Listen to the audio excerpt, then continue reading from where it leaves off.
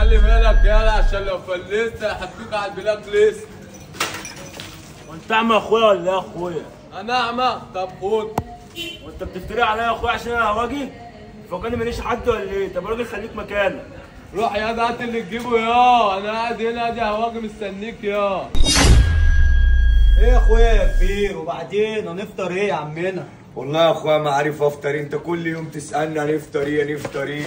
ايه ده ايه ده يا كبير ايه حصل معاك؟ اخويا في واحد على القهوه كسب بنفسه وقال لي مني. قال لي منك؟ اه. وما يعرفش انت اخو مين؟ لا. تعالى نروح له.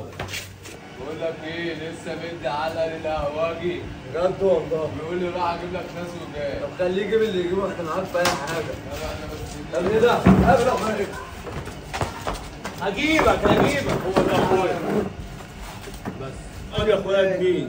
هو انت بقى قبل ما تضربه تعرف هو مين ولا اخو مين؟ مين يعني يابا؟ ابراهيم برهومه مثلا؟ لا يا اخويا ولا ابراهيم برهومه ولا ابراهيم مفرومه. كده بس انا وقعدك كده من عليه. ايدك دي بقى كده يا حبيبي لما كفت ايدك توحشك واسرح من هنا يا بابا. بص بقى خليك معايا انا، خليك فاكر شكله عشان لو ما افتكرتش شكله تفتكر دي.